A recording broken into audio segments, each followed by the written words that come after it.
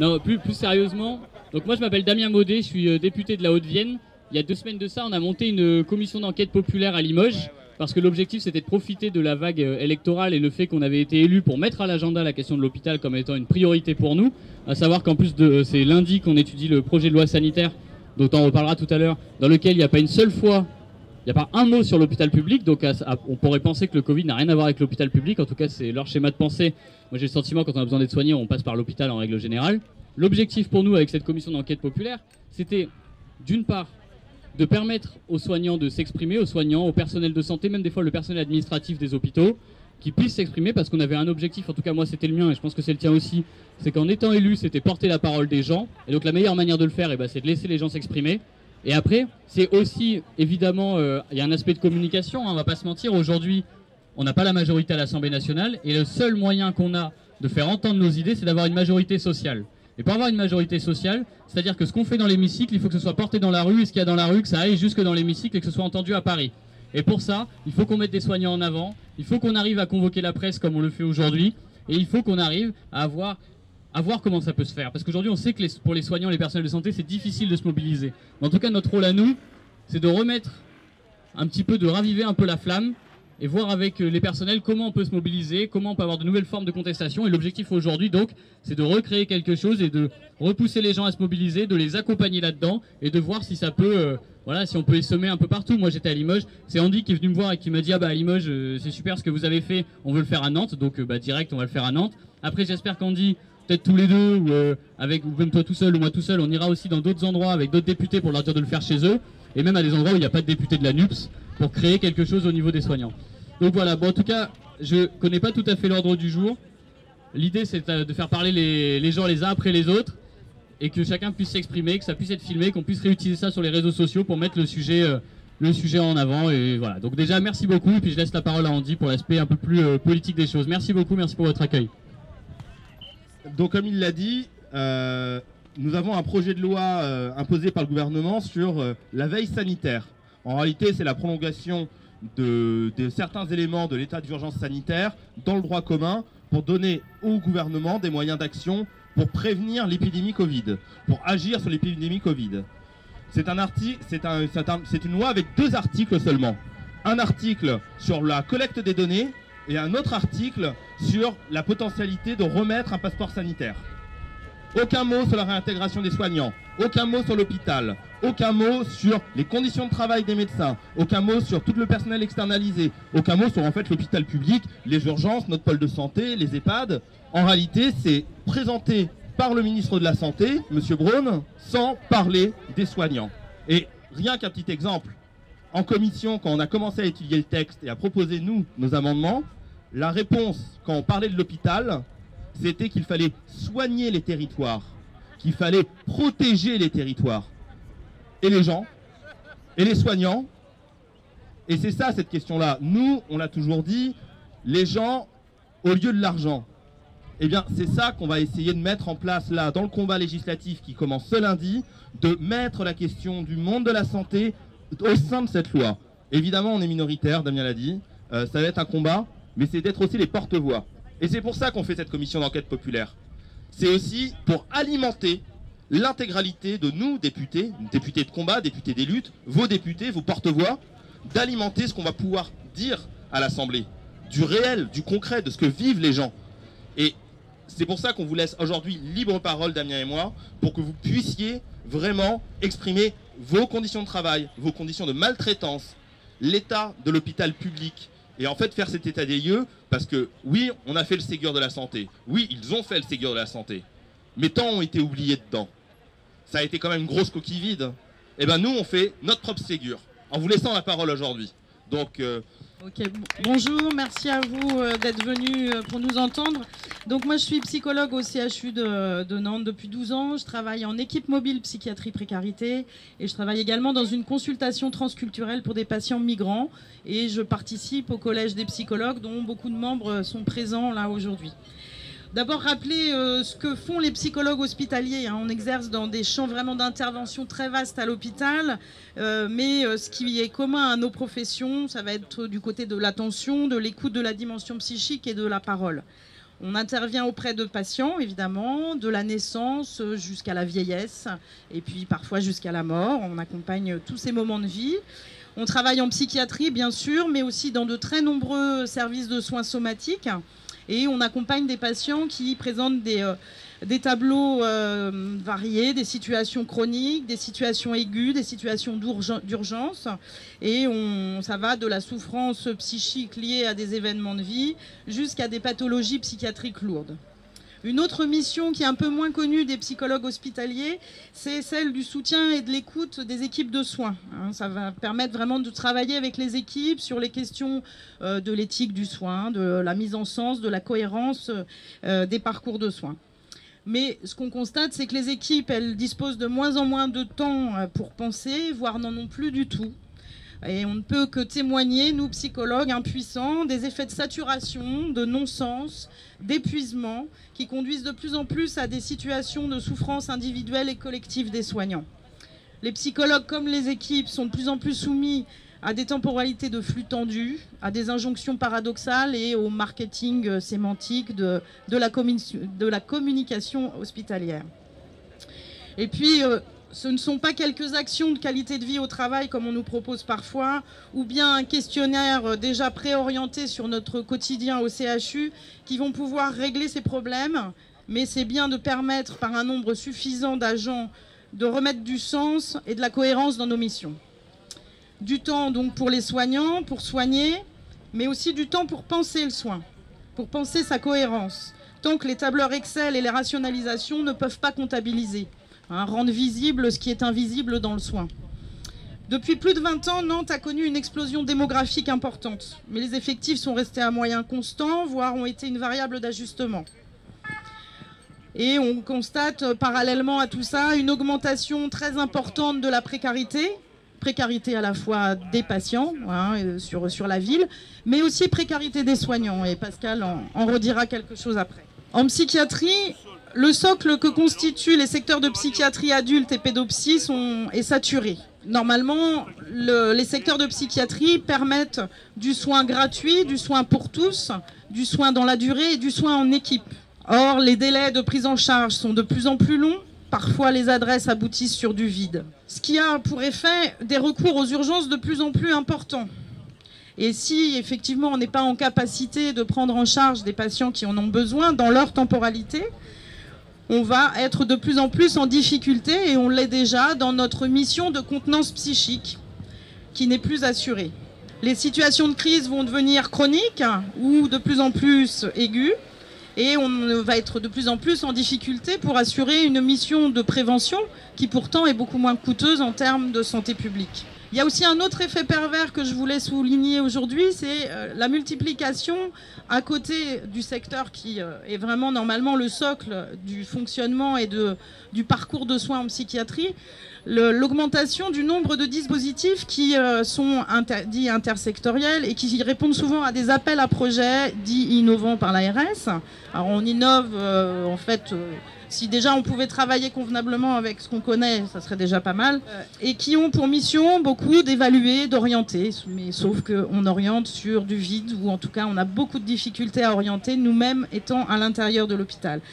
Et puis ça pose aussi une question éthique, puisque ça crée des filières spécifiques, des filières de précaires, des filières de migrants, des filières autour du psychotrauma.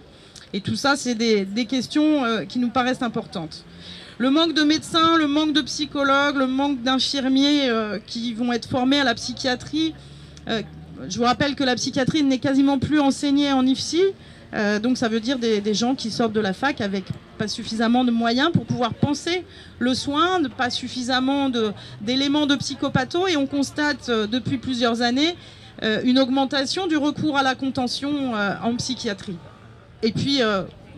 effectivement, quand on n'a pas suffisamment de moyens, qu'on est à flux tendu du côté des équipes et pas assez de temps pour penser, on peut être face à la folie, face aux difficultés, légitimement, on peut avoir peur. Face à la violence, et une violence accrue qui va être de plus en plus présente, parce que ce qui n'est pas contenu par l'hôpital se retrouve sur le lieu du social, que je connais bien, puisque nous, on travaille entre... l'intra-hospitalier et l'extérieur, et effectivement la violence augmente, mais moi ça ne m'étonne pas malheureusement. Et je pense qu'on va continuer dans ce registre-là.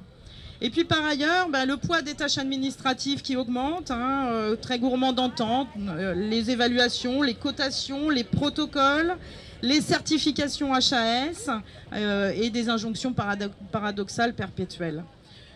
Quand j'entends qu'il y a une loi sur la veille sanitaire, je me dis on est vraiment au-delà de la question du Covid et de cette urgence. Là, on n'est plus dans une situation de crise, mais dans une situation de crise structurelle depuis des dizaines d'années. Et il est plus que grand temps d'y amener des réponses. J'ai envie, pour terminer ce que j'avais à dire, d'employer ce qui me vient en ce moment comme métaphore par rapport à la situation de l'hôpital. J'ai vraiment la sensation, pour ma part, d'être dans le Titanic. Voilà.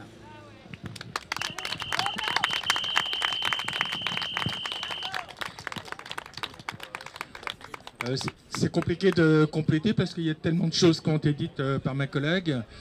Pascal Métayer, psychologue en psychiatrie adulte. Je travaille beaucoup en CMP notamment et en unité de crise. Dans les unités de psychiatrie, en effet, le manque de pensée, la possibilité d'avoir le temps de réfléchir ensemble a une conséquence dramatique qui fait qu'il y a une violence à la fois des patients qui ne se sentent plus suffisamment contenus par une pensée soignante et une violence des actes soignants qui n'ont pas d'autre solution que, en effet, d'isoler, d'attacher, de prescrire des médicaments de plus en plus lourds pour contenir quelque chose que la pensée n'arrive plus à contenir. Donc ça, il faut qu'on remette ça au devant de la scène. Et c'est vrai que c'est pas comptabilisable par nos outils informatiques, la pensée. Et pourtant, c'est primordial. Donc si on se coupe de cette possibilité de penser ensemble, on va vers un soin dramatique où les soignants s'usent, se fatiguent et finissent par quitter l'hôpital. On le voit avec nos médecins, on le voit de plus en plus avec nos infirmiers et on a de plus en plus de collègues de psychologues qui ne pensent qu'à une chose, c'est aller s'installer en libéral.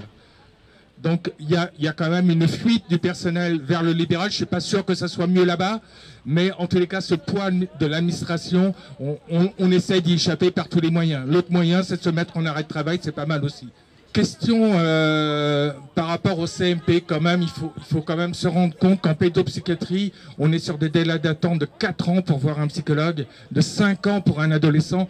Autant dire que quand il voit le psychologue, il y a toutes les chances pour qu'il soit plus adolescent. Dans la présentation que je peux faire de ma petite personne, je pourrais rajouter qu'on vient de créer un collectif 44 des psychologues qui regroupe les psychologues du libéral, du privé et du public pour faire poids ensemble contre les mesures gouvernementales qui nous tombent dessus depuis plus d'1 an maintenant, sous l'excuse du Covid, mais quand même ils vont un peu loin dans les mesures qu'ils prennent à notre rencontre. Juste un point, par exemple, vous avez sûrement entendu parler du dispositif Mon Psy, qui permet à tous de pouvoir accéder gratuitement à un psychologue. Ouais, ok, c'est super. 30 minutes. On est payé 30 € la séance pour faire ça et on doit rendre des comptes à un médecin pour lui dire le travail qui a été fait par notre patient. Autant dire qu'on est sous contrôle, et le patient et le psychologue dans cette histoire-là. C'est 7 séances maxi et après on arrête et on se revoit l'année prochaine éventuellement. Pas sûr. Ce dispositif-là, très lourd, qui n'a aucun sens d'un point de vue clinique. C'est pas mal aussi en prison, on pourrait en parler. Hein. Qui n'a aucun sens d'un point de vue clinique pour nous, psychologues. On ne comprend pas pourquoi il a été mis en place alors qu'il existe sur le territoire et d'une manière relativement bien, comment on dit, essaimée, voilà, le mot est beau, de structures qui s'appellent les CMP ou les CMPP pour les enfants, où gratuitement on accueille depuis des années les patients sans prescription médicale préalable, dans une durée de temps qui est celui nécessaire pour le patient. Et il est vrai qu'aujourd'hui on n'y arrive plus à répondre aux demandes du fait d'une surcharge, je pense, enfin une arrivée massive de la population. Il pleuvait à Paris, il fait beau à Nantes, ben voilà, les Parisiens vont venir habiter Nantes, et c'est chouette. Mais n'empêche qu'il faut les moyens qui vont avec l'augmentation de la population.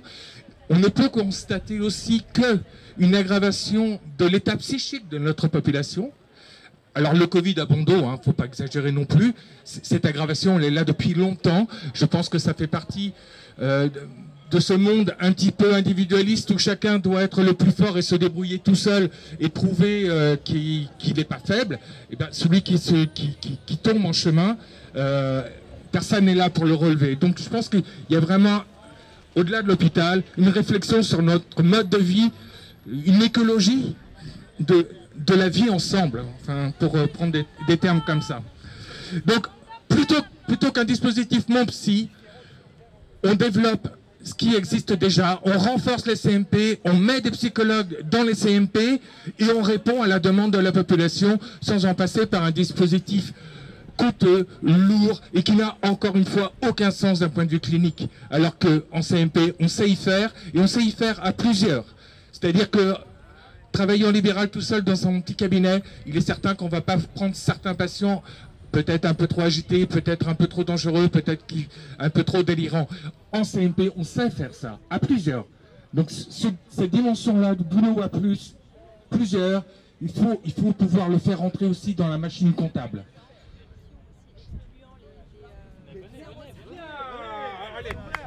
Je présente une collègue qui vient nous rejoindre au CHU à temps plein. Je voulais juste ajouter que le dispositif Mon Psy, il exclut... en fait, pour rentrer dans ce dispositif, il faut remplir des conditions. Donc, finalement, 0,5% de la population peut bénéficier de ce dispositif. C'est-à-dire que si vous avez un traitement médicamenteux, vous ne pouvez pas bénéficier de ce dispositif. Si vous avez... En fait, c'est soit. C'est... Voilà. Si vous avez des troubles du comportement alimentaire, vous ne pouvez pas accéder à ce dispositif. Si vous avez un trouble qui est plus que léger à modéré, vous ne pouvez pas accéder à ce dispositif. Donc finalement, personne ne peut accéder à ce dispositif. Voilà, je voulais juste ajouter ça.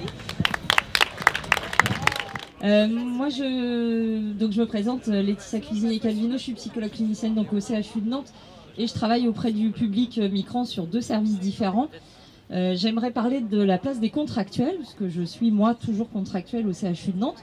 Aujourd'hui, je l'assume, c'est un choix. Je suis en CDI, mais je ne souhaite pas être titularisée. Je suis rentrée au CHU parce que j'avais les valeurs qui me semblaient, moi, partagées avec l'hôpital, c'est-à-dire le soin pour tous, pour les plus démunis, la gratuité du soin psychique et cette possibilité d'y accéder. Aujourd'hui, moi, j'ai la sensation d'avoir toujours ces valeurs-là, mais de plus les partager avec l'hôpital. Donc, je ne souhaite plus être titularisée. En tout cas, je ne postule pas sur les concours pour cette raison-là. La situation d'un contractuel, c'est que quand on rentre à l'hôpital, on est contractuel au moins pendant plusieurs années. Donc, au début, je signais mes CDD tous les 6 mois, conditionné à une évaluation qui doit être bonne, sinon on n'est pas renouvelé. Qui est très conditionné aussi au lien qu'on a avec un chef de service. Moi, je remercie les miens qui m'ont toujours fait confiance dans mon travail. Au bout de 3 ans, j'avais le droit d'être... Donc j'ai commencé à l'échelon 2. J'avais le droit au bout de 3 ans d'avoir une reprise d'échelon. On ne m'a jamais répondu, alors que j'ai fait un courrier officiel. Au bout de 6 ans, évidemment, on est obligé de me signer un CDI. Donc cette fois, on a une reprise d'échelon. Faut savoir que pour un 3/4 temps, aujourd'hui, je suis payée 1 500 € avec un bac plus 5. En faisant des heures bien plus au-delà de ce que je devrais faire. La situation des contractuels, alors moi j'ai toujours eu un temps partiel mais suffisant pour avoir des RTT, pour avoir des congés. On a aussi des psychologues contractuels avec des tout petits temps qui ont beaucoup de mal à faire valoir un arrêt de travail par des vacances, par des RTT, où on leur demande de faire beaucoup de récup et où finalement les récup, quand le gouvernement dit qu'on va nous payer des heures supplémentaires, à l'hôpital ça n'existe pas. Donc même si on voulait travailler plus pour gagner plus, c'est pas possible, on les récupère. Bon, voilà, mais c'est une autre manière de faire. Et puis des concours très peu, et puis des grilles salariales qui, on considère nous quand même pas à la hauteur des études qu'on a fait. Des études longues, coûteuses, compliquées parfois aussi. Et puis de la reconnaissance qu'on aimerait avoir de notre travail, qui ne passe pas que par le salaire, évidemment, mais c'est aussi un point important. Donc moi je garde un libéral aujourd'hui parce que c'est ce qui me fait vivre, plus que ce que je fais à l'hôpital, alors que ce qui m'engage vraiment c'est ce que je fais à l'hôpital. Voilà.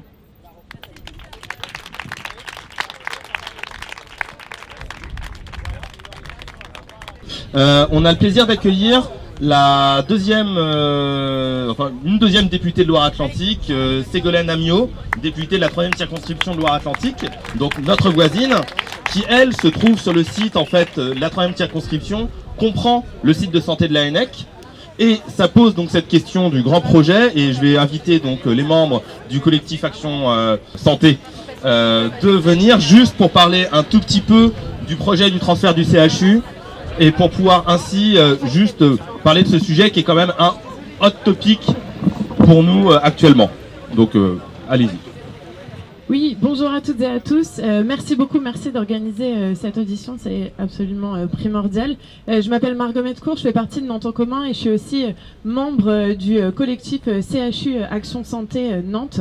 Ça fait plusieurs années qu'on se mobilise contre le projet de futur CHU. Ça pourrait paraître un peu bizarre de se mobiliser contre un projet de CHU qui va coûter en plus plus d'1 milliard d'euros. Mais finalement, pourquoi est-ce qu'on le fait ? Parce qu'aujourd'hui, les soignantes et les soignants travaillent dans des conditions déplorables et on l'a déjà entendu et on va continuer de l'entendre. Et malheureusement, le projet de CHU qui est prévu ne va absolument pas améliorer les conditions de travail des soignantes et des soignants, voire même va continuer à empirer la situation. Pourquoi ? D'abord parce que le CHU qui est prévu sera 4 fois plus petit en taille. 4 fois plus petit en taille, donc des locaux qui vont être très contraints et qu'on ne pourra pas adapter à la croissance démographique nantaise ou même de tout le territoire, puisque c'est bien un hôpital régional. Or, on sait qu'on est une des régions dont la croissance démographique est une des plus rapides en France. Donc il va être 4 fois plus petit, il y aura moins de lits qu'il n'y en a aujourd'hui, sachant qu'on manque déjà de lits d'hospitalisation en médecine générale, en chirurgie et en obstétrique, et pourtant il y en aura moins, et on a quand même réussi à obtenir qu'il n'y ait pas de réduction du nombre de postes de soignantes et de soignants. Néanmoins, il y a quand même de moins en moins de soignantes et de soignants, puisque les gens quittent l'hôpital parce qu'ils en ont marre, et donc ça provoque des fermetures de lits, et les postes étant de moins en moins attrayants, de plus en plus difficiles, il y a de réelles difficultés à pouvoir recruter. Ce futur CHU, les travaux ont déjà commencé, donc certaines pensent qu'il est trop tard. Mais il n'est pas trop tard en réalité, parce que c'est un projet d'une envergure tellement colossale et qui va avoir un impact tellement majeur sur l'accès aux soins et notre accès à la santé publique, qu'en fait il ne sera jamais trop tard pour faire reculer ce projet. Les travaux ont commencé, ce sont des travaux de terrassement. Terrassement, du coup, j'ai oublié de préciser le lieu quand même de cet hôpital, qui sera sur l'île de Nantes. Vous pouvez discuter avec n'importe quel urbaniste en France, tout le monde vous dira que c'est un non-sens de mettre un hôpital sur une île. Pourquoi ils le font là-bas ? Parce que c'est la seule réserve foncière à Nantes. La seule réserve foncière à Nantes. Il y en a d'autres, que par ailleurs au départ la réserve foncière devait être plus importante, mais qu'au fur et à mesure elle a été aussi grignotée par des projets immobiliers faits par des promoteurs privés sur l'île de Nantes. Donc c'est une absurdité de faire ça sur une île qui par ailleurs est inondable, dont l'accès est déjà suffisamment compliqué. Et surtout, pourquoi est-ce que c'est important ? L'hôpital coûte très cher, mais il va coûter très cher en béton, en travaux, en pieux. Il a aussi coûté très cher parce qu'on y a retrouvé des bombes qui datent de la Seconde Guerre mondiale, et que les études pyrotechniques et retirer des bombes, c'est pas une mince affaire et ça coûte beaucoup d'argent. Du coup, ce projet, plutôt que de mettre 1,2 milliard, je crois qu'on en a mis 1,2 milliard, 1,5 milliard, enfin bon, en fait on va sûrement atteindre les 2 milliards, plutôt que de mettre plus d'1 milliard dans la santé, eh bien on est en train de le mettre dans le BTP. C'est ça l'anomalie de ce projet. Pourtant, toutes les difficultés se multiplient, tant financières que sur les travaux. On a changé d'équipe d'architectes. On est en train d'attendre un nouveau rapport de la Cour des comptes, puisque la Cour des comptes avait déjà fait un rapport en 2020, disant qu'il y avait de gros problèmes et qu'on n'allait pas réussir à construire cet hôpital dans les bonnes conditions. Et là, il y a un audit flash, donc on sera particulièrement attentif, notamment avec Andy, aux résultats, au rapport de la Cour des comptes qui devrait potentiellement être particulièrement salé. Du coup, notre action est de se mobiliser contre ce projet et surtout de proposer une autre alternative. Parce que depuis le début, comme sur tous les grands projets imposés en France, on nous dit qu'il n'y a pas d'alternative, qu'il y a une seule option. en réalité, il y a d'autres possibilités et notamment, une des possibilités, c'est de conserver une grande partie du site qu'il y a ici. Parce que là, on est à Hôtel-Dieu et dans ce qui se prépare, ce site entièrement devrait disparaître. Là, tout là, ça devrait disparaître. Et tenez-vous bien, normalement, on devrait pousser ici, après des années et des années sous le béton, on nous prévoit un jardin nourricier. À Nantes, on bétonne les dernières terres maraîchères à Doulon, mais ici, on voudrait faire pousser des fruits et des légumes. On nous prend... Merci, vous avez complété pour moi. Donc, une des premières options, ça va être d'essayer un maximum de garder ce qu'il peut y avoir à Hôtel-Dieu. Pourquoi est-ce qu'on peut garder les choses à Hôtel-Dieu? Parce que les urgences, eh bien, elles sont quasi neuves. Le SAMU est quasi neuf. La maternité a été rénovée et est neuve. Et surtout, le pôle technique médico-chirurgical, le PTMC, date seulement de 2013. Donc ça veut dire qu'on a des infrastructures fonctionnelles qui sont quasiment neuves, ou alors qu'on peut en petite partie peut-être rénover ou améliorer. Mais en tout cas, nous, l'option qu'on choisit, c'est de préserver l'existant. De préserver l'existant, et si on a besoin davantage de soignants, de lits, de places, eh bien il faut aussi conserver le deuxième site de l'hôpital de Nantes, à savoir, enfin du CHU, à savoir l'hôpital Nord Laennec, où là en fait toutes les conditions sont réunies pour ouvrir par exemple un deuxième pôle d'urgence. On peut le faire demain, on a les capacités en termes de place, en termes de soignants pour le faire si le choix politique est fait. Donc faire des nouvelles urgences à la Laennec, parce qu'aujourd'hui les urgences sont saturées et je ne doute pas que Florian Vivrel, qui est urgentiste ici, en parlera tout à l'heure. Donc faire plus d'urgences parce qu'on a une population qui croît trop. Et surtout, sur l'île de Nantes, les urgences qui sont prévues, on sait déjà, si on suit la courbe démographique, on sait déjà qu'elles seront saturées une fois qu'elles vont ouvrir. On choisit donc de préserver l'existant et on choisit aussi de rénover. On peut rénover des hôpitaux, c'est pas on peut, mais c'est surtout on le fait. On le fait même à Nantes, à l'hôpital Saint-Jacques. On a les bâtiments, l'activité médicale qui continue, et d'un coup on a un énorme trou parce qu'on a détruit un bâtiment parce qu'on considérait qu'il devait être détruit, ou alors on rénove aussi une partie des bâtiments. Donc on le fait déjà à Nantes, mais surtout à Bordeaux ou à Lyon, l'option n'est pas du tout l'option choisie n'est pas du tout celle de détruire l'existant pour reconstruire à côté. Non, c'est bien de rénover l'existant en maintenant l'activité et en construisant des bâtiments supplémentaires quand il y en a besoin.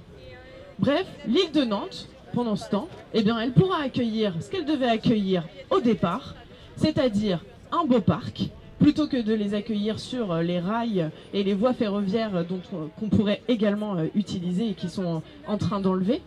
Donc on pourra faire un parc à cet endroit-là. Et si jamais on doit accueillir des infrastructures, par exemple la faculté, ça peut être mis au débat. Est-ce qu'on ne mettrait pas la faculté ou des bâtiments de la faculté de médecine sur l'île de Nantes, mais surtout pas l'hôpital? Voilà, je vais en finir là. Je voulais préciser quand même que, merci beaucoup, que le GIEC, il y a un rapport du GIEC sur les Pays de la Loire qui est particulièrement inquiétant, particulièrement alarmant. On est une des régions en France qui va être les plus impactées par le dérèglement climatique, et notamment parce qu'on est une des régions les moins bonnes élèves, enfin, ou les pires élèves en termes d'artificialisation des sols. On va avoir des inondations, des tensions sur l'eau, des îlots de chaleur particulièrement forts. Donc on doit arrêter ce qu'on est en train de faire, arrêter de vouloir construire tout de A à Z. Et donc on ne peut pas se permettre de raser des bâtiments existants qui sont fonctionnels. On doit les rénover et arrêter tous ces projets délirants. Merci beaucoup. Maintenant, simplement pour dire qu'un autre projet de santé est tout à fait possible, et puis, comme l'a expliqué Margot, et qu'on tourne définitivement la page de Jean-Marc Ayrault sur ce triste projet. Merci beaucoup. On souffre. On ne voit pas à qui c'est retourné en fait. C'est pour ça, au jour d'aujourd'hui, on a vu l'occasion de venir ici. On est parti voir les syndicats. On nous a dit que non, on s'est trouvé avec les messieurs députés. C'est là on a dit que non, on va quand même parler.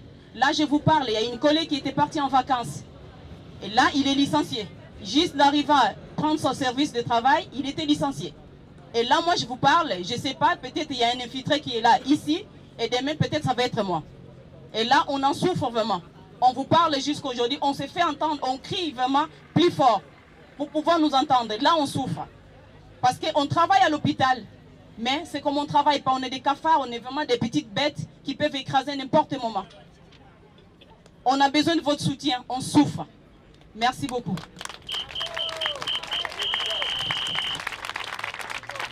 Voilà, ça c'est la réalité de la maltraitance. Vous le savez peut-être, hein, on a une de nos collègues députés, Rachel Keke, qui a mené ce combat, elle, de la dignité, elle, des femmes de chambre, des femmes de ménage, des hôtels Ibis.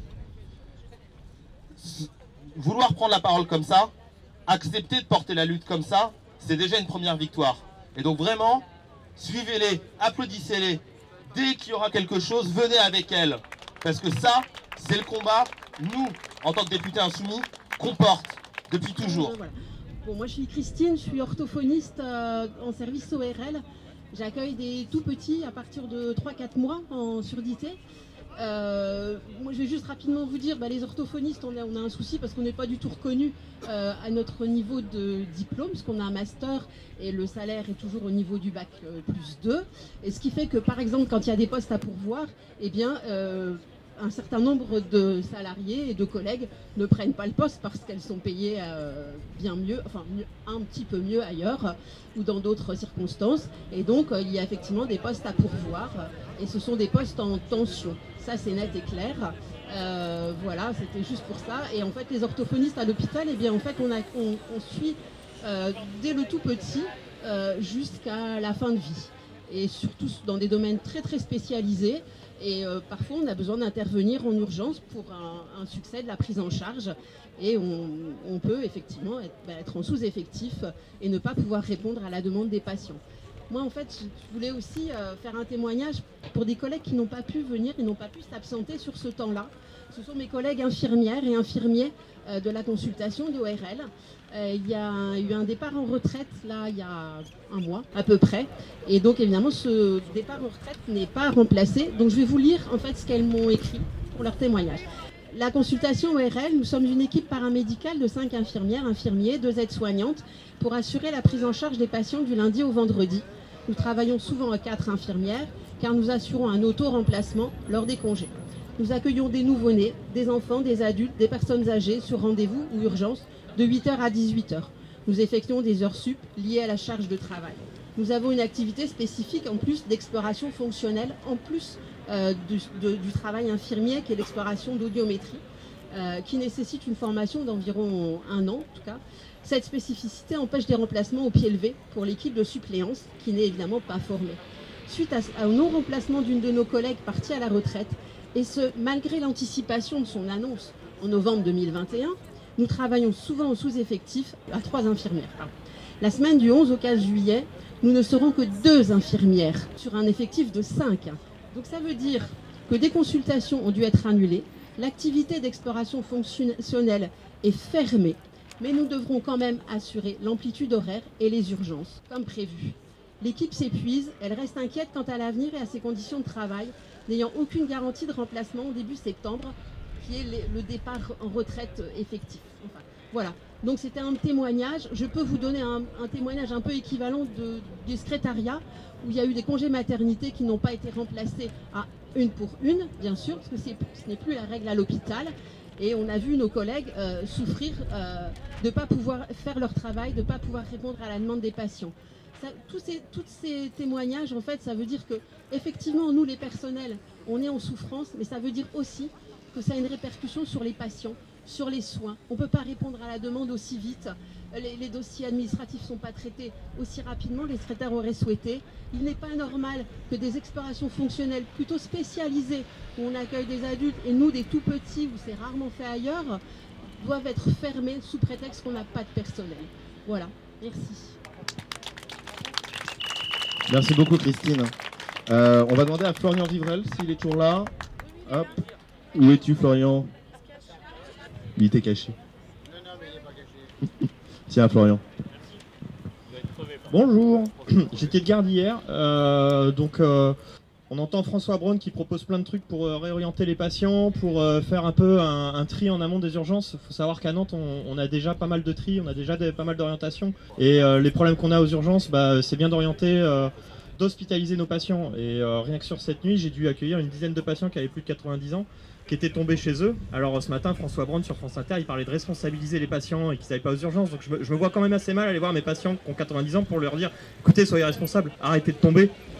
Voilà, c'est une blague, mais sauf que ces patients, ils ont passé la nuit sur un brancard, dans un couloir avec les néons qui les aveuglent.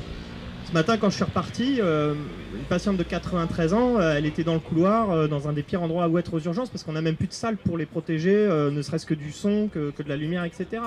Donc voilà, on assiste à une maltraitance organisée, et on subit aujourd'hui une pénurie organisée. C'est-à-dire que les 30 ans d'austérité, et surtout le durcissement du numerus clausus, c'est aujourd'hui qu'on le paye. Merci. Mais c'est pas du tout une fatalité en fait. Ça a été construit, ça a été organisé. Donc de la même façon, je pense qu'on peut réorganiser un accès aux soins de manière équitable sur l'ensemble du territoire. Mais ça implique quoi? Ça implique des décisions fortes. Ça implique de la coercition. Quand on parle de mesures incitatives pour les médecins généralistes, ça ne marche pas. Quand on parle de responsabiliser les médecins, ça ne marche pas. La seule façon de garantir un accès équitable à l'ensemble des... Non, je me mets pas là parce que cette banderole, je la cautionne pas. Donc désolé, moi je suis pas d'accord avec ça. Ok, je veux pas être en photo avec ça, je suis désolé les gars. Bref, ouais, c'est peut-être une honte. Moi ce que je voulais dire, c'est qu'aujourd'hui on a un gouvernement qui a sa responsabilité. Emmanuel Macron, ça fait 5 ans qu'il est au pouvoir, il était à l'économie avant, il était conseiller de l'État. Ça fait 10 ans qu'on est dans sa sphère.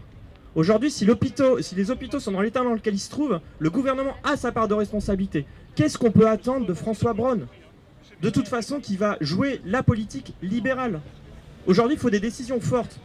Il faut limiter la liberté d'installation des généralistes. Je suis désolé, il y a un contrat social. Les gens cotisent de la même façon sur l'ensemble du territoire. Ils devraient avoir accès de la même façon aux soins partout.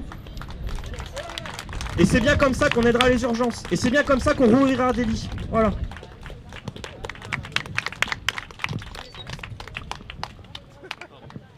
Merci beaucoup. Merci Florian. Je vais demander à Véronique Bouab de venir, si elle le souhaite, pour aussi... Ah bah voilà. Bonjour à toutes et à tous. Voilà, moi je me présente vite fait. Je suis Véronique Bouab et je travaille, je suis agent à l'EHPAD Beau Séjour, donc service gérontologie. Donc j'avais un petit peu envie de vous parler du service de la gérontologie en général au niveau du CHU de Nantes, qui se trouve, qui est dans un état plus que critique, voilà. Donc il y a vraiment urgence à prendre en compte les besoins des soignants, les besoins humains pour la gérontologie. Entrée en la matière, pour la petite histoire, je suis à l'EHPAD Beau Séjour, au CHU de Nantes depuis 2014.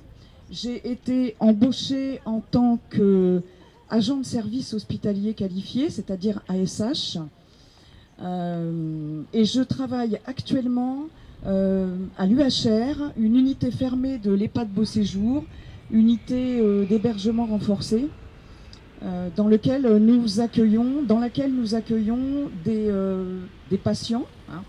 On nous dit de dire résidents, mais moi je vais dire patients, puisque ce sont des personnes qui ont quand même des troubles cognitifs importants. Voilà. Donc, le CHU de Nantes a eu une idée géniale il y a quelques années, enfin géniale pour eux, hein, c'est-à-dire qu'ils ont décidé d'embaucher des AVS, auxiliaires de vie sociale, donc AVS qui a un diplôme d'auxiliaire de vie sociale, et ils se sont dit c'est super chouette parce que les AVS, on va les intégrer au CHU, mais on va les embaucher en tant qu'ASHQ, on va les payer comme des ASHQ, et comme leur diplôme leur permet de faire des toilettes, de faire des soins, mais je précise, les fonctions de l'AVS, c'est d'accompagner un résident qui est quand même plus ou moins autonome, donc pas de toilette au lit, on ne donne pas les médicaments, on ne met pas de suppositoire, etc., etc. Bon. Donc ils se sont dit, génial, on a des AVS sous la main, en sachant que le statut d'AVS n'existe pas au niveau du CHU, d'accord, de la fonction publique hospitalière, donc elles vont avoir un statut, un grade d'ASHQ, et on va pouvoir les exploiter. Voilà.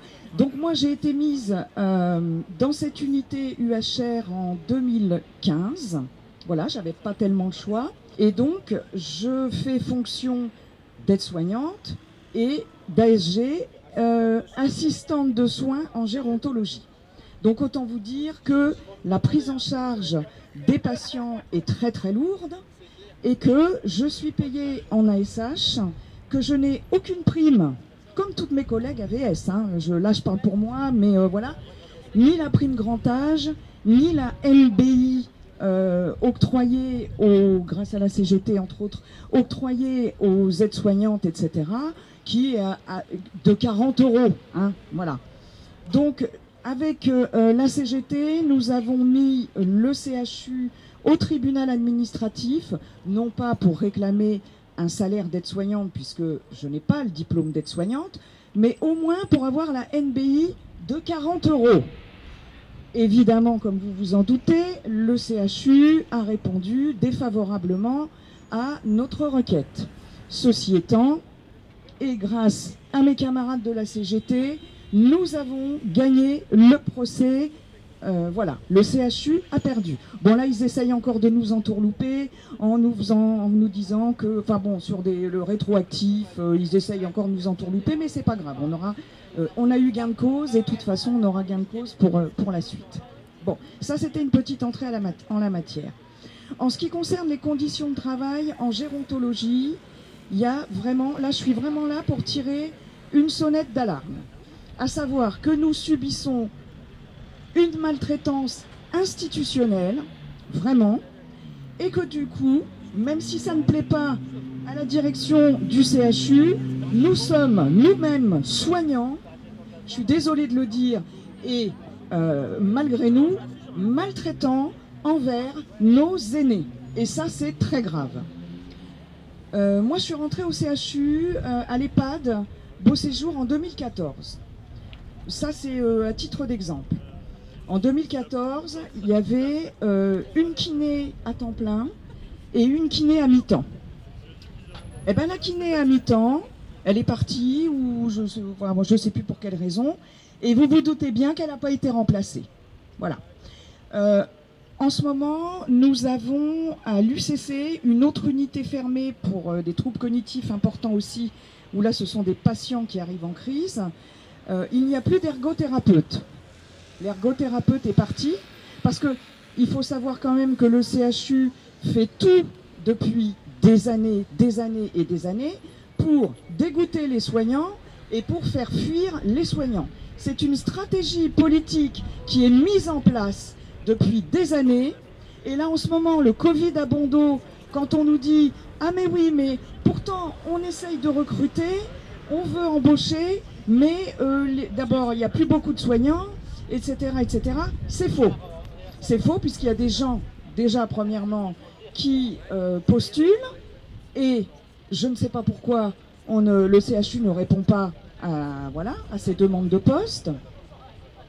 Et en plus, on a fait fuir les soignants, on fait fuir les soignants depuis des années, de façon à pouvoir prétexter qu'il n'y a plus de soignants, qu'il n'y a plus suffisamment de soignants, en général au niveau de la fonction publique hospitalière, et en gérontologie bien entendu, puisque la gérontologie est un service extrêmement lourd.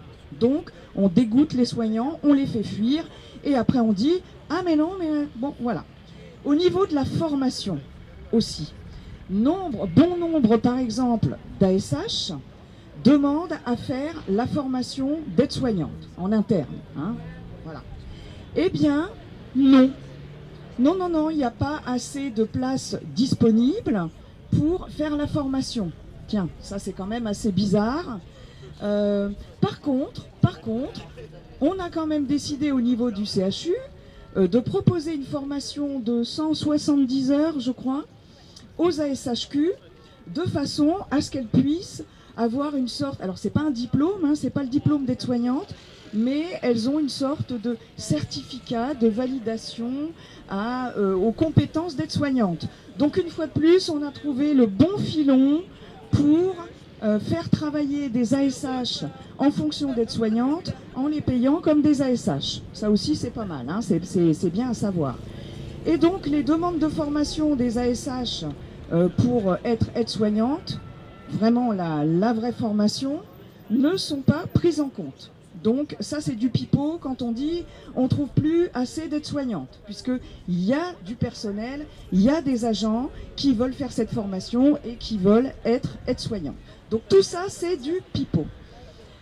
Donc je vous parlais de la maltraitance institutionnelle, c'est évidemment les sous-effectifs récurrents qui ne sont pas uniquement liés au Covid, il faut arrêter les conneries, là, il faut arrêter de nous pipoter, qui sont liés directement aux conditions de travail qui sont de plus en plus difficiles.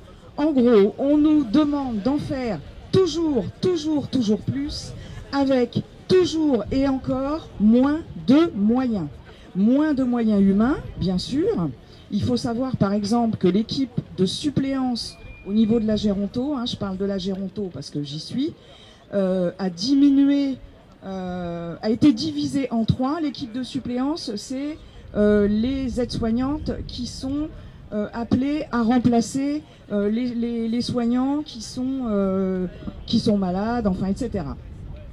Cette équipe de suppléance, moi quand je suis arrivée en 2014, il y avait à peu près une quinzaine d'aides-soignantes suppléantes. Au jour d'aujourd'hui, s'il y en a 6, 7, à une période il en restait 5, donc elle a été divisée par 3. D'accord ? Ce qui fait qu'on nous demande en fait, sciemment, voilà, tout ça c'est une question de stratégie. Si on a moins de suppléantes, forcément, qu'est-ce que nous demande la direction ? La direction nous demande de nous auto-remplacer, ce qui génère forcément chez les soignants un épuisement professionnel. Bon, ils ont trouvé aussi un super bon petit filon. Ils ont dit, eh ben, on va faire ce qu'on appelle des hublots ou des medgo. C'est-à-dire que on demande aux agents qui travaillent, s'ils veulent bien faire des remplacements, puisqu'il n'y a plus assez de suppléance, n'est-ce pas? Mais la petite carotte, la carotte qu'on n'accordait pas il y a quelques années, c'est on vous paye en heures supplémentaires. Et ça marche parce qu'il y a des agents, vu les salaires qu'on a, qui ont besoin d'argent, qui ont besoin de mettre du beurre dans les épinards et qui acceptent. Donc finalement, la politique d'auto-remplacement, elle est super bien menée, les gars. Je veux dire, là, ils ont réussi leur truc. Ce qui induit aussi un épuisement professionnel, puisqu'il y a des agents qui reviennent sur des week-ends où ils devraient être en repos, donc qui se tapent plusieurs week-ends d'affilée, etc., etc. On nous demande sans arrêt de changer nos plannings, de revenir sur des jours de repos, de revenir sur des week-ends non travaillés, etc., etc. Bon, des coups de téléphone, des appels chez les agents qui sont en repos, qui sont en vacances. Personnellement, je me suis mise en liste rouge, comme ça, et c'est ce que je dis à mes collègues, mettez-vous en liste rouge, c'est un droit. Votre employeur n'a pas à vous appeler sur vos jours de repos, sur vos vacances, etc. Donc, moi, je suis en liste rouge, je me fais plus emmerder. Mais quand je suis arrivée au début, en 2014, d'autant plus que, bon, quand on est contractuel, on n'ose pas trop dire non, donc ils en profitent bien. Donc c'est des rappels incessants sur des jours de repos, sur des vacances, etc. Au niveau humain, mais aussi au niveau matériel. Alors, évidemment, il faut bien payer la dette du nouvel hôpital pourri qui attend les citoyens de Nantes, il faut le bien savoir, les usagers de Nantes. Et du coup, le CHU, depuis quelque temps, a changé de fournisseur dans tous les domaines. Alors, en ce moment, on a l'exemple avec les protections. Le CHU a changé de fournisseur. On travaillait avec un certain fournisseur. Les protections étaient super efficaces, etc. Là, évidemment, pour faire des économies, on travaille maintenant avec un fournisseur, enfin le CHU travaille avec un fournisseur qui dont les protections sont inadaptées, tout simplement. Donc c'est des économies de bout de chandelle sur tout, y compris sur le matériel. Autre exemple, sur les Nutilis, les épaississants qu'on met pour éviter les fausses routes pour certains patients, il est de moindre qualité que l'ancien. Donc en fait, tout est comme ça. On fait le CHU, donc c'est du rabais sur tout, voilà. Et puis à côté de ça, on nous fait une super enquête sur le bien-être et la santé au travail venant du CHU. Mais c'est quand même extraordinaire, les gars. Hein, c'est, entre parenthèses, une enquête qui a coûté 93 000 € au CHU.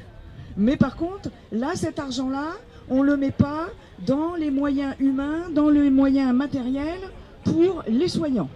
Donc voilà.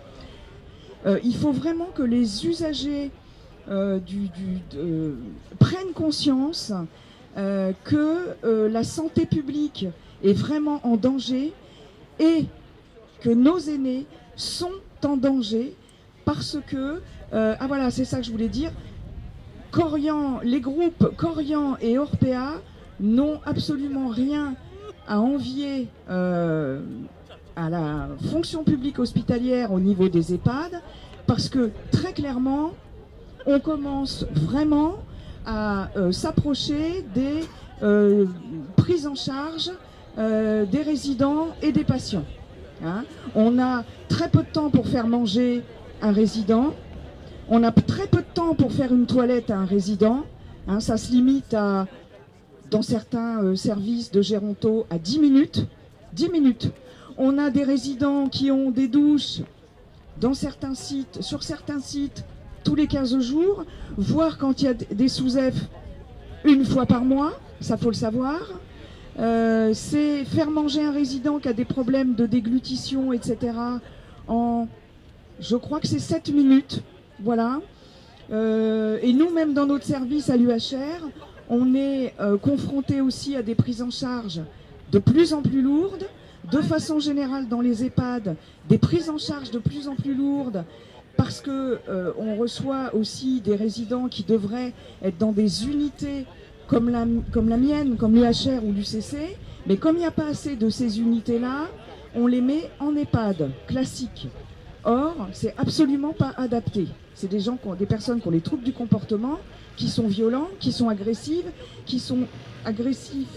envers certains autres résidents, envers les soignants, et du coup il y a une réelle souffrance aussi des soignants au niveau des EHPAD. Nous, au niveau de l'UHR et de l'UCC, parce que je vais parler de l'UCC aussi, on est en souffrance aussi, parce qu'on reçoit de plus en plus de résidents et de patients qui relèvent de la psychiatrie. Or, on accueille des patients qui relèvent de la psychiatrie, nous ne sommes pas infirmières psychiatriques, nous sommes des aides soignantes, d'accord ?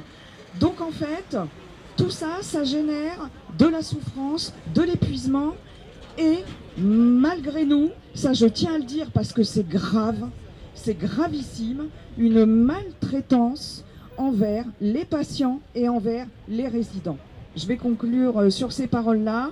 Il faut que les usagers soient conscients de la situation dramatique dans les EHPAD, dans les services de gérontologie, et soient conscients du fait que nos aînés sont clairement maltraités et clairement en danger.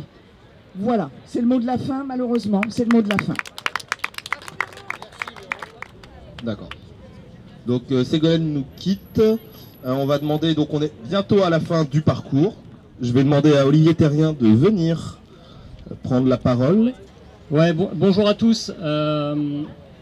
Déjà, moi, je voudrais rendre hommage à toutes mes collègues féminines qui travaillent dans le monde hospitalier, parce qu'elles ont des conditions qui sont extrêmement, mais alors pénibles.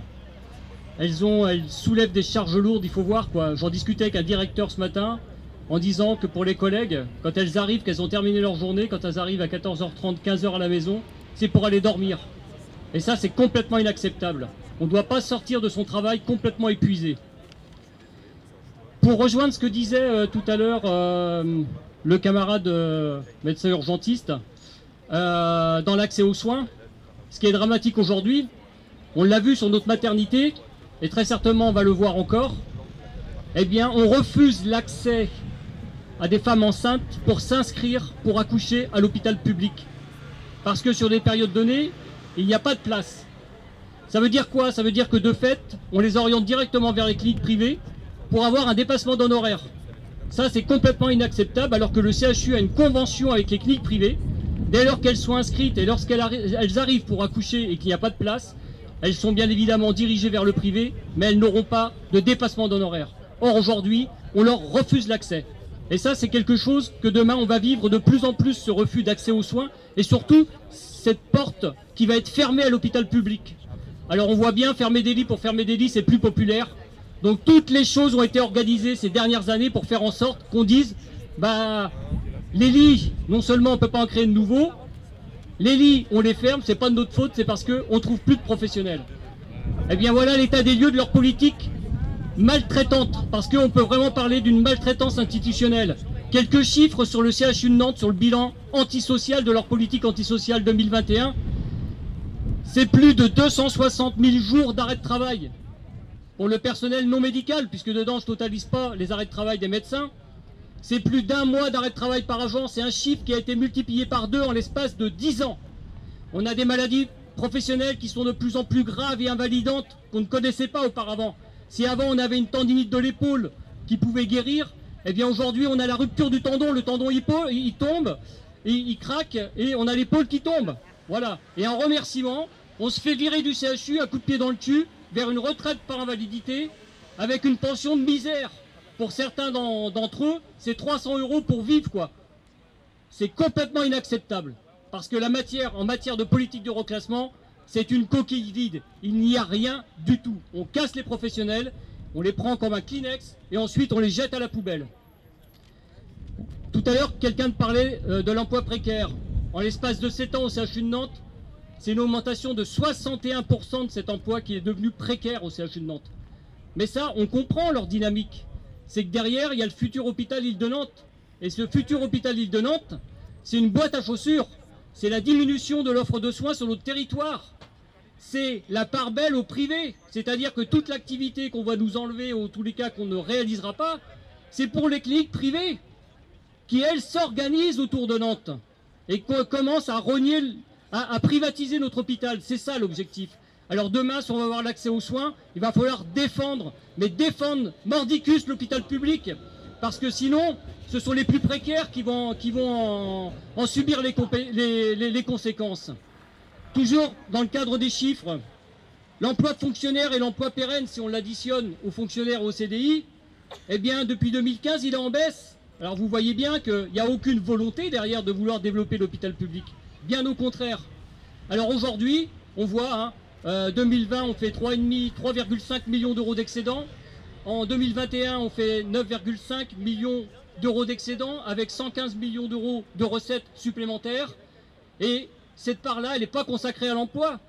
Elle est consacrée à ce qu'on appelle l'autofinancement, la marge brute, c'est-à-dire elle est faite pour financer du béton. Mais pas autre chose, elle est faite pour financer le nouvel hôpital.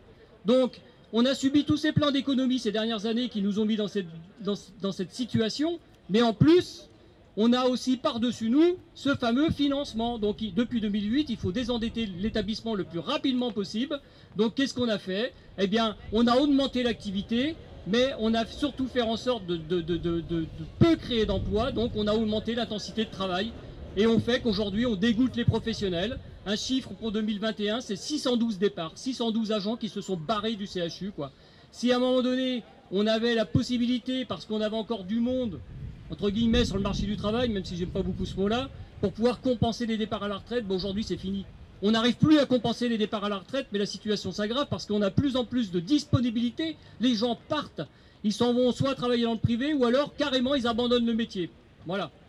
Et puis, pour continuer à vous dire que les choses elles ont été organisées, on le voit, toutes ces dernières années, on les a alertés, on leur a dit attention, il y a des départs massifs, des départs à la retraite, vous avez un bilan social en local, mais aussi national, là où ils ont les chiffres. Ils savent qu'il va falloir devoir former pour compenser les départs. Eh bien non, ils n'en ont pas pris en compte. Chez nous, par exemple, sur 119 demandes, on en a financé quasiment une trentaine, quoi. Et aujourd'hui, on ferme des lits, on dit on trouve plus d'aides-soignants, on trouve plus d'infirmiers, on n'arrive plus à remplir les écoles, alors que même à l'intérieur de notre établissement, on a des agents qui veulent évoluer dans leur carrière, on a des agents qui veulent devenir aides-soignants, on a des agents qui veulent devenir infirmières. Voilà, si on avait pris ça en compte depuis plusieurs années, aujourd'hui, on ne serait pas obligé de continuer à fermer des lits. Pour le CHU de Nantes, avec aujourd'hui les nouvelles fermetures, c'est plus de 100 lits qui sont fermés, en plus des fermetures estivales. Donc vous voyez, ils organisent la pénurie, ils organisent le fait de pouvoir privatiser rapidement l'hôpital public. Et puis j'en terminerai avec la sécurité sociale, parce que la sécurité sociale, c'est le premier financeur de l'hôpital public. Et aujourd'hui, qu'est-ce qu'ils ont fait? Ils l'ont vidé à coups de pelleteuse. Et je rappellerai quand même que la sécurité sociale n'a jamais eu la vocation de financer l'investissement des hôpitaux, et c'est là-dessus qu'il faut insister. Ils ont fait en sorte de tout faire en sorte de nous pousser à aller emprunter auprès du capital. Donc ça, c'est complètement inacceptable. L'investissement, c'est l'État qui doit le prendre en charge. La sécurité sociale, c'est pour rembourser des soins. Alors demain, continuons le combat. Merci camarades. Et merci Olivier. Je vais appeler Patrice Leluel. Ah bah voilà. Comment faire hein? Passer après Olivier, c'est trop dur. Non. Moi, je vais faire beaucoup plus court. Bon, vu le contexte, il est dramatique. Comme ça a été rappelé tout à l'heure, je pense que ici, on est tous convaincus de la situation et du besoin de non pas réformer, mais de renverser cette politique pour faire une véritable politique de santé publique dans notre pays. Donc ça passe certainement pas par les mesures Braun, parce que à peine il est nommé, ce monsieur Braun, il commence déjà à nous raser. Franchement, pour ceux qui ont connu Braun, c'est à peu près, c'est juste une petite anecdote. Et puis moi, les méthodes qu'il nous propose, c'est j'ai l'image de l'hôpital qui était ouvert au public, à tous.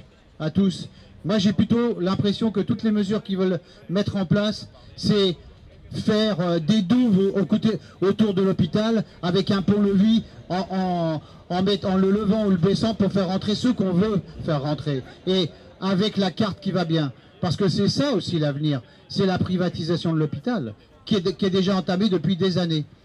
Avec tous les effets qui ont été décrits tout à l'heure. C'est la souffrance au travail. Je suis secrétaire du CHSCT. On n'a jamais fait autant de CHSCT que cette année. Tous les services sont en souffrance. Que ce soit des infirmiers, que ce soit des IA, des IBOD, que ce soit des médecins également, puisqu'on accueille aussi des médecins. Et je ne parle pas des médecins à qui on interdit l'activité, parce que ça existe à l'hôpital de Nantes, mais je pense que dans d'autres hôpitaux ça existe aussi. On interdit l'activité à des médecins, on réduit l'activité. Voilà des choses quand même assez scandaleuses. Alors, tout ça, ça mène à quoi? Ça mène à la fuite des soignants. Et demain, ou après-demain, je ne sais pas, on devrait commencer dès aujourd'hui, mais c'est compliqué de mobiliser les usagers, parce qu'on l'a fait depuis des années, on continue à le faire, mais j'espère qu'il y aura un électrochoc franc, parce que au mois de septembre, si pendant les vacances il y a une trêve sur les mobilisations, au mois de septembre, il faut impérativement que tous les usagers, pas seulement les soignants, tous les usagers et les soignants et l'interprofessionnel soient mobilisés pour sauver ce qu'il y a encore à sauver et reconstruire l'hôpital. Voilà, merci.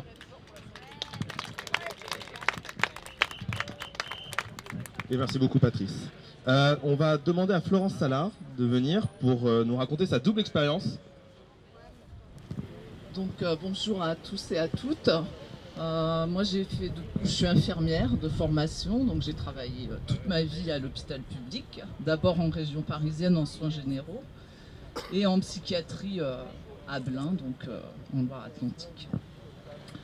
Tout ce qui vient d'être dit, il n'y a rien à rajouter, c'est exactement ce que j'ai vécu, c'est aussi pourquoi je suis partie un an plus tôt en retraite parce que j'étais épuisée, révoltée. Je m'épuisais à vouloir continuer en fait à faire le travail que j'ai toujours fait et pour lequel j'ai aimé cette profession et du coup j'y arrivais plus. Donc voilà, je suis partie.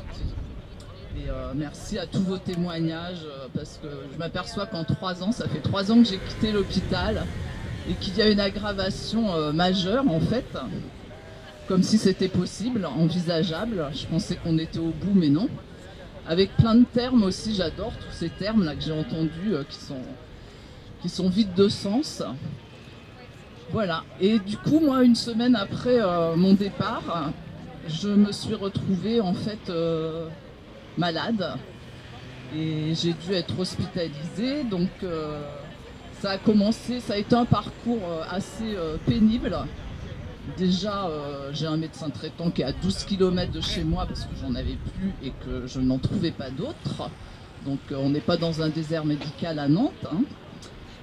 Donc ensuite il a fallu, voilà, elle m'a soignée pour quelque chose qui n'était pas le bon diagnostic.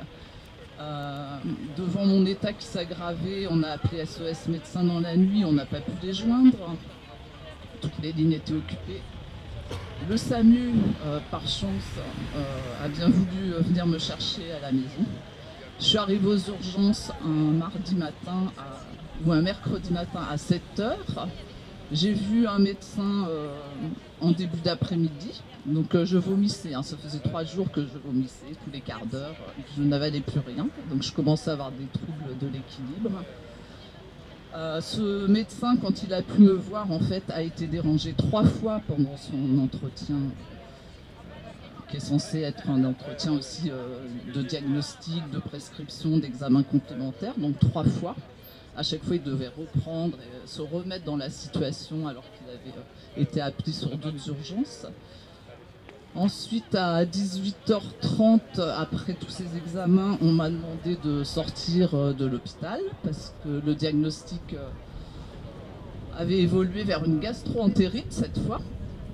Donc moi je voulais pas en fait sortir de l'hôpital parce que je connais assez bien mon corps et du coup je sentais qu'il y avait autre chose qu'une vulgaire gastro-entérite. Donc on m'a mis dans le couloir des urgences. L'interne m'a dit je vais aller voir avec mon chef, mon supérieur, s'il y a de la place, mais vous savez à l'hôpital il n'y a pas de place. Alors ça je le savais bien parce que j'ai passé quand même des heures et des heures à chercher des lits quand je travaillais en CMP pour hospitaliser des gens. Seulement elle n'est jamais revenue me dire s'il y avait de la place ou pas et moi du coup ça m'a un peu arrangé parce que je me suis dit je vais rester toute la nuit aux urgences comme ça s'il m'arrive quelque chose je suis quand même pas loin de la réa voilà. Donc je suis restée dans ce couloir. Bon, ce que vient de dire le médecin urgentiste on l'a vécu vraiment de près, hein, je peux vous dire. Nous sommes témoins du travail d'un urgentiste qui s'évertue à faire le tri de toutes ces personnes malades en attente, retour à domicile, retour en EHPAD, et là il est déjà 23h. Un couple de personnes âgées, le monsieur trachéotomisé et sa femme endormie, la tête reposant sur les pieds de son mari, sont renvoyés chez eux à cette heure tardive. Un fils qui accompagne son père, j'ai un peu la tremblote, je vais m'appuyer si tu veux, parce que je suis toujours avec autant d'émotion en fait quand je revis ce moment-là. Un fils qui accompagne son père atteint d'un cancer du foie qui doit repartir devant un urgentiste excédé qui leur dit qu'il n'est pas cancérologue, à juste titre d'ailleurs, et qu'ils doivent prendre un rendez-vous avec un hépatologue. Oui, mais dans combien de temps? Un homme souffrant d'une subocclusion sort d'un box pour rattraper ce même urgentiste le suppliant de s'occuper de lui. Ce médecin le renvoie car il n'a toujours rien mangé à plus de 23 heures. Il l'informe assez brutalement qu'il ne le verra qu'à son retour. Mais aussi cette femme assise en plein milieu du couloir qui prend son repas sur une table adaptable face à moi qui vomit dans le haricot. Autant de situations qui rajoutent à la souffrance des patients et des soignants. Voilà ce que je pouvais quand même observer malgré mon état de santé. Et du coup, il y a eu une aide-soignante peut-être un peu comme toi là, qui a l'agnac.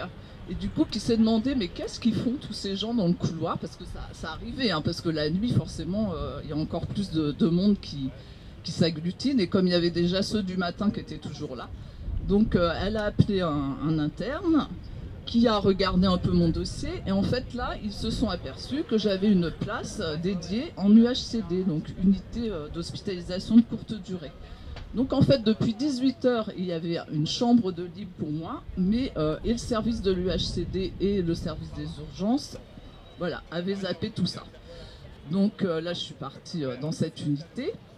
Dans cette unité, on a continué à me perfuser, à me mettre du Primpéran, à me forcer à manger, à m'asseoir dans mon lit, parce que si je mangeais pas, j'allais vomir. Je le savais pas, je suis infirmière. Enfin bref, c'est ce qui m'a un peu sauvé la vie, à vrai dire. C'est le fait que je sois infirmière et que je connaisse déjà le système. Donc voilà, pendant 2 jours, mon état s'est aggravé. Un médecin est venu me revoir donc le lendemain ou le surlendemain pour me demander de sortir de l'UHCD puisqu'il n'y avait rien de nouveau pour moi, donc que j'aille revoir mon médecin traitant si les troubles perduraient. Sauf que moi je commençais à avoir vraiment des troubles de l'équilibre, j'avais des visions, des hallucinations visuelles, donc je voyais des trucs sur les murs, des cartes de géographie, le portable de mon fils, enfin des tas de trucs comme ça. Je me suis dit je vais finir en psychiatrie si ça continue. Tout ça c'était parce que j'étais fatiguée et que je mangeais pas, donc il fallait que je mange absolument. Je pouvais plus marcher, je prenais ma douche voilà, comme je pouvais, je ne dormais plus et du coup là j'ai dit bah non, je ne sortirai pas non plus de l'UHCD et je savais pourquoi elle venait me dire ça, parce qu'en fait je connais aussi le principe, les urgences c'est 24 heures, l'UHCD c'est peut-être 48 heures, mais peut-être que maintenant c'est 24 heures, donc en fait le médecin, sa seule obsession, en fait, c'est de tenir cette cadence-là. Et du coup, ça l'a empêché de réfléchir. Les soignants à l'UHCD, bon, bah, ils changent tous les jours parce que ce n'est pas des soignants qui sont dédiés à cette unité. Donc, en fait, il y a des aides-soignantes qui sont là tous les jours, mais les infirmiers et les médecins, ce sont des personnes des urgences qui viennent voilà, faire des temps dans ce service. Donc quand je lui ai dit que j'allais pas sortir, là je sais pas, elle s'est assise sur mon lit et elle s'est mise à réfléchir en fait, comme un médecin. Et elle m'a dit je vais vous demander un scanner et si le scanner est normal, vous sortirez. Parce que ça revient quand même l'histoire de la sortie. Donc voilà, parti pour le scanner. J'ai attendu le samedi midi pour passer le scanner. Alors là autant dire que j'étais un peu à l'agonie quand même. Et quand j'ai passé mon scanner, bon après tous les détails, hein, je suis allée au service de scanner, c'était la manip radio qui était obligée de nettoyer le matériel, elle passait la serpillière parce que c'était le week-end et qu'il y avait normalement une ASH d'un service autre qui devait venir, mais comme elle venait des fois quand elle avait 5 minutes de libre, donc elle venait au moment où il y avait un patient dans le scanner, donc c'était pas possible. Donc au final, il fallait attendre qu'elle passe la serpillière. Ça, c'est des économies, hein, parce qu'on fait travailler des manips radio à passer la serpillière. Donc voilà. Et là, 5 minutes après que je sois remontée en UHCD, j'avais un interne de neurochir qui était là pour me dire qu'en fait, j'avais une tumeur cérébrale qui s'appelle un méningiome, avec un engagement cérébral, une hydrocéphalie et différentes choses qui expliquaient tous mes troubles en fait que j'avais depuis une semaine et que personne ne voulait entendre hein, parce que je savais que je n'avais pas cette gastro-entérite. Donc en fait j'ai été opérée en service de neurochir, on m'a fait du Solumédrol à grosse dose et voilà, après j'ai été prise en charge. C'était NIF, quoi. La prise en charge en neurochir, voilà, on m'a opéré, je suis sortie d'affaire, enfin j'espère, je passe des... Mais c'était pas fini. Quand je suis sortie, donc c'était le 25 décembre, et je devais trouver un endroit pour passer mon IRM de contrôle, parce que ça c'est essentiel, j'en passe toujours tous les 6 mois, 1 an maintenant. Et c'était à moi de faire la démarche. Donc je suis restée quand même 5 jours hospitalisée, c'est-à-dire que j'ai été opérée le 20, le 25 je sortais, le jour de Noël. Hein. On m'a souhaité un joyeux Noël d'ailleurs. Et après j'ai dû, alors que j'étais quand même pas très en forme, chercher un endroit pour passer une IRM. Dans le privé, parce qu'au CHU il n'y avait pas de place. Donc là j'ai téléphoné partout dans les cliniques. Dans les hôpitaux, à Saint-Nazaire, à Rennes, à Angers, voilà. Et personne ne voulait de moi en fait, parce qu'on me disait vous avez été opéré au CHU, c'est au CHU de vous prendre en charge. Du coup je suis allée passer mon IRM à Carcassonne. Au mois de juin je partais en vacances par là-bas, je me suis dit je tente le tout pour le tout. Et j'ai eu mon IRM là-bas en 10 jours. Voilà, enfin le bilan de tout ça, ça a été quelque chose d'assez traumatique pour nous. Et du coup, j'ai fait des courriers, bien sûr, au service, parce que je trouve ça trop marrant, donc je vais quand même le dire. Le service aux patients, partenariat innovant. Donc, tout à l'heure, on a parlé des projets innovants. Donc, voilà. Et j'ai eu des réponses hyper douloureuses, en fait, dans une logique d'amélioration continue, votre ressenti négatif, alors qu'il ne s'agit pas d'un ressenti, l'hospitalisation de courte durée, comme les patients restent 24 heures, c'est normal que les soignants restent 24 heures aussi. Voilà. Et dans le but d'améliorer tout ça, et patati et patata, en fait, rien du tout. Et le Covid aussi, était, comme l'ont dit beaucoup de mes collègues, le Covid, qui n'était pas présent à l'époque, était quand même un argument déjà. Voilà. Au final, à la lecture de ce courrier là, de cette dame de Lima, je ne sais quoi, a contribué à réactiver mes incompréhensions, ma douleur, plutôt qu'à m'éclairer et m'apaiser. Sachez que je comprends très bien toutes ces incohérences dans le milieu hospitalier, y ayant travaillé toute ma vie. Et je crois savoir à qui nous les devons. Ce n'est probablement pas aux soignants qui s'éreintent pour tenter de les endiguer au péril de leur santé physique et psychique. Je ne peux me résoudre à croire que ce que j'ai vécu comme difficulté pour obtenir les soins adéquats à ma maladie ne soit imputable qu'à de mauvaises pratiques soignantes, à une organisation encore perfectible ou une incompréhension et un ressenti négatif de ma part. Je ne crois pas non plus que vous allez tout faire pour y remédier, alors que votre courrier m'apporte la preuve que vous ne mesurez pas à quel point la situation est grave pour les patients et les soignants.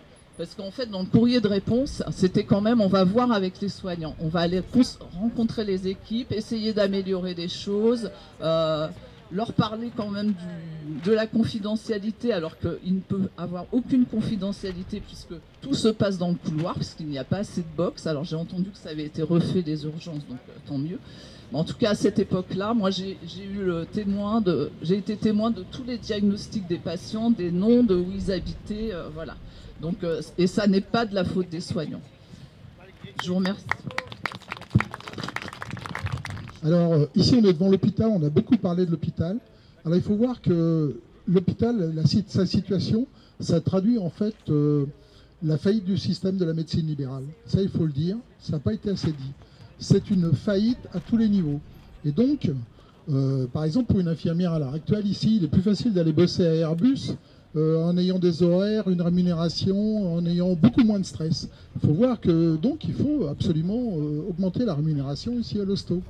À l'hosto, pourquoi? En plus, si vous voulez, on voit par exemple sur les EHPAD, on voit sur les déserts médicaux, on voit bien que c'est un problème de faillite de la médecine libérale. On a aussi un taux de reproduction des médecins entre eux, je dirais, de reconduction par les enfants, de la position qui est trop élevée pour que ce soit sain. On a une augmentation de la mortalité infantile. Ça veut dire que les moyens qu'on y met à l'heure actuelle, ils ne sont pas suffisants. Et donc il faut arriver à faire une grande réforme qui soit à la fois dans la structure, dans les finances et aussi dans ce qu'on appelle la gouvernance. Alors là, on va faire un point particulier sur l'ARS. L'ARS, à l'heure actuelle, parmi les éléments qui indiquent la faillite du système, c'est par exemple de connaître les lits qui sont fermés cet été. Si je prends par exemple, pour illustrer ça, la situation sur Vertou, le Loroux-Botron, il y a 90 lits de suite de SSR, comme on dit, un soin de suite et de réadaptation. Il y en a 40 de fermés pour envoyer le personnel faire tourner l'EHPAD, parce qu'à l'EHPAD, la situation aussi est catastrophique. Et puis, je ne parle même pas du dernier bouquin sorti qui dénonce Orpea, etc. C'est aussi un problème et il va falloir s'y pencher sur les EHPAD. Faut-il continuer à avoir des EHPAD ou faut-il complètement les réformer, à minima les sortir du système privé? C'est une grosse différence aussi qui n'a pas été abordée entre le public et le privé, c'est que le public a une obligation d'accueil, ce que n'a pas le privé. Et donc comme ça, on voit par exemple sur La Roche-sur-Yon, 4 médecins urgentistes qui viennent s'installer à Saint-Herblain. Du coup, ils n'ont pas les nuits à faire, pas les week-ends, etc. Ils sont payés, comme ils sont dans le privé, sans doute un peu plus, donc ça les intéresse, ils ont une vie plus tranquille. Mais alors, qu'est-ce qui reste à La Roche-sur-Yon? Il n'y a plus d'urgence, on va fermer, et donc ça va se rabattre sur l'hôpital ici. Donc vous voyez, il y a une grosse réforme. Il ne faut pas compter sur l'actuel gouvernement pour le faire. Ça, bon, tout le monde le sait, mais il faut vraiment prendre le taureau par les cornes. Alors le copain qui est passé tout à l'heure en a bien parlé. Il faut réquisitionner les médecins qui sont dans le secteur libéral pour qu'ils assurent dans les hôpitaux, donc la dernière ligne de défense, je dirais, avant que tout ne craque, pour qu'ils assurent aussi les gardes. On ne peut pas continuer comme ça, parce que les médecins se barrent des services des urgences, du service public dans le service privé, avec les tâches de débauchage. Ou alors, il faut impliquer et ordonner aux structures privées qu'elles assurent aussi les gardes et une obligation d'accueil. Voilà. Puis je vais arrêter là parce que je sens qu'il est tard. Merci beaucoup.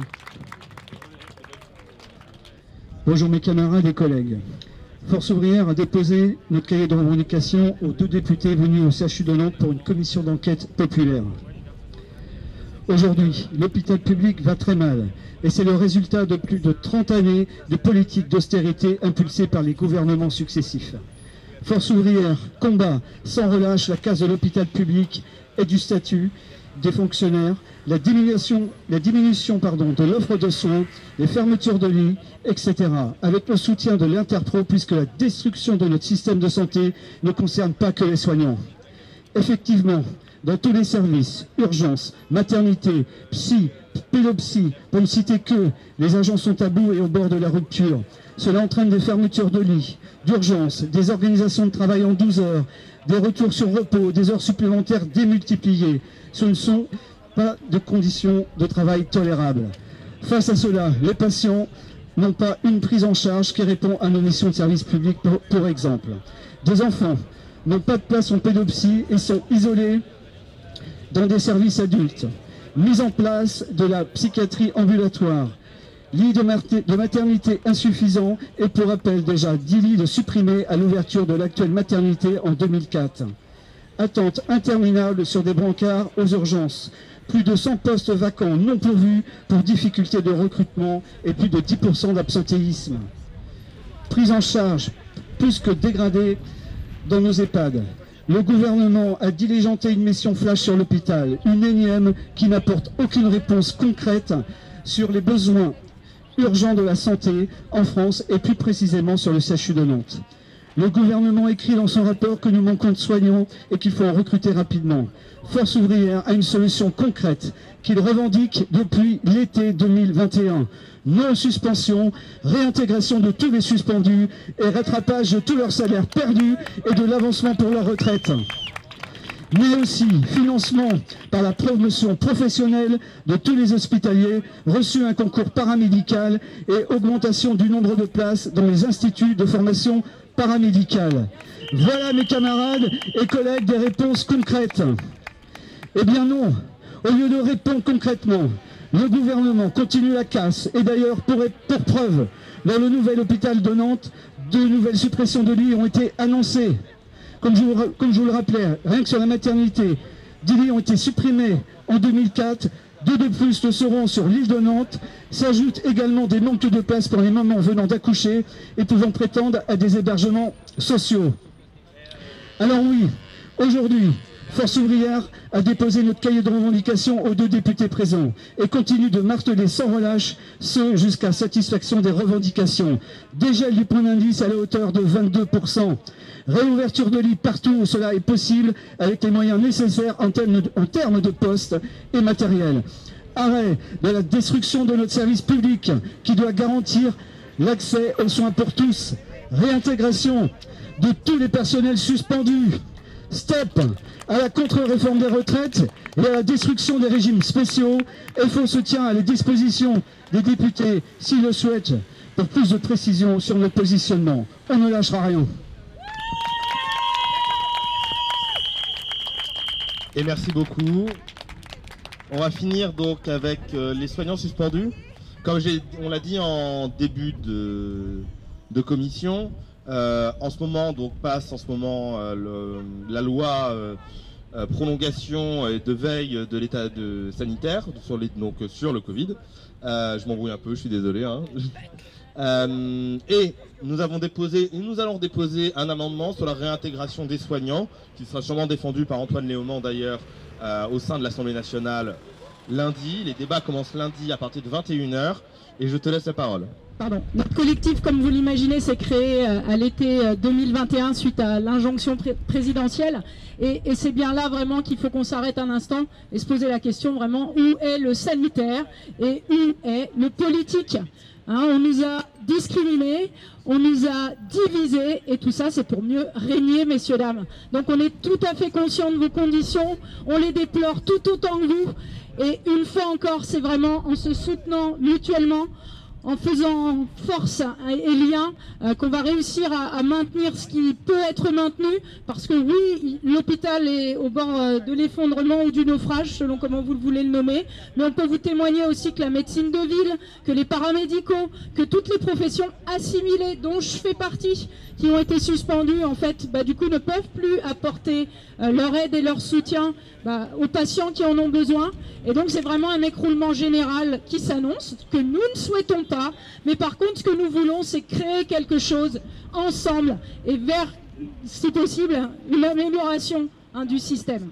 Donc merci encore de nous avoir laissé la parole. Vous voyez, on peut faire court et bref et on compte sur tout le monde, on a besoin de tout le monde.